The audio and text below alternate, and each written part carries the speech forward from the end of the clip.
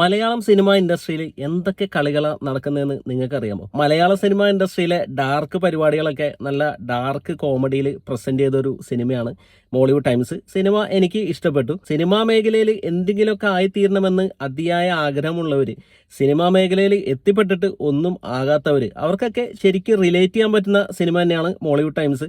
അഭിനവ് സുന്ദർ നായക്കാണ് ഈ സിനിമ സംവിധാനം ചെയ്തിരിക്കുന്നത്. അപ്പോൾ പുള്ളിയുടെ ഇതിനു മുമ്പത്തെ സിനിമയായ മുകുന്ദനുണ്ണി അസോസിയേറ്റിന്റെ സെയിം അതേപോലത്തെ ഒരു പാറ്റേൺ മേക്കിംഗ് തന്നെയാണ് ഈ സിനിമയിലും പുള്ളി പിടിച്ചിരിക്കുന്നത്. അപ്പോൾ സിനിമയുടെ മെയിൻ പോസിറ്റീവ് എന്ന് പറഞ്ഞാൽ അഭിനവിന്റെ മേക്കിംഗ് തന്നെയാണ്. നല്ല രസമായിട്ടാണ് സിനിമ പുള്ളി പ്രസന്റ് ചെയ്തിരിക്കുന്നത്. സിനിമാ മേഖലയിൽ നടക്കുന്ന ഒരുപാട് കാര്യങ്ങൾ ഇതിൽ നല്ല പച്ചയായിട്ട് തന്നെ കാണിക്കുന്നുണ്ട്.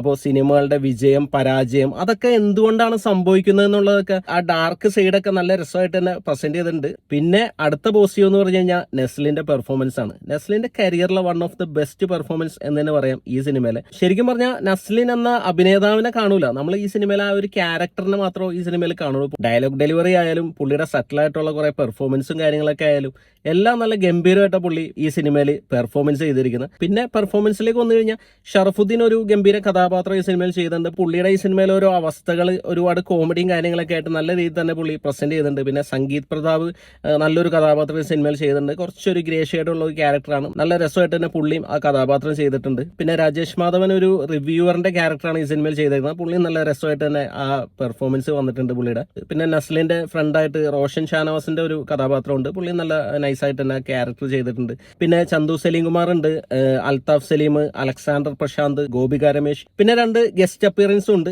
അതെല്ലാം നല്ല രീതിയിൽ തന്നെ സിനിമയിൽ പ്രസന്റ് ചെയ്തിട്ടുണ്ട്. അതുപോലെ തന്നെ ജേക്സ് ബിജോയുടെ മ്യൂസിക് നല്ല രസമായിട്ട് തന്നെ ഓരോ സീനിലും ബ്ലെൻഡ് ആയിട്ട് തന്നെ ആ ബാക്ക്ഗ്രൗണ്ട് മ്യൂസിക്കും കാര്യങ്ങളൊക്കെ വന്നിട്ടുണ്ട്. സോങ്സ് ആയാലും നല്ല രസമായിട്ട് തന്നെ അത് സ്ക്രീനിൽ പ്രസന്റും ചെയ്തിട്ടുണ്ട്. അടിപൊളിയായിരുന്നു. പിന്നെ എന്താ സംഭവം എന്ന് വെച്ച് കഴിഞ്ഞാൽ ഈ സിനിമ എല്ലാവർക്കും ഇഷ്ടപ്പെടുന്ന ഒരു ഔട്ട് ആൻഡ് ഔട്ട് കൊമേഴ്ഷ്യൽ സിനിമയല്ല. നമ്മൾ പറയൂലേ it's not everyone's cup of tea, അങ്ങനത്തെ ഒരു സിനിമയാണ്. അപ്പോൾ കുറച്ച് മധുരം കുറവിൽ നല്ല കടുപ്പത്തിലുള്ളൊരു ചായയാണ്.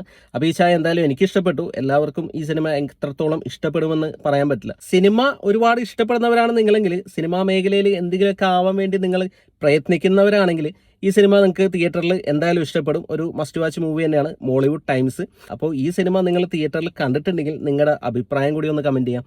വീഡിയോ ഇഷ്ടപ്പെട്ടാൽ ഒന്ന് ലൈക്ക് ചെയ്യാം, ചാനൽ ഒന്ന് സബ്സ്ക്രൈബ് ചെയ്താൽ സന്തോഷം. പുതിയൊരു വീഡിയോയുമായി നമുക്ക് വീണ്ടും കാണാം. Thanks for watching. ബൈ.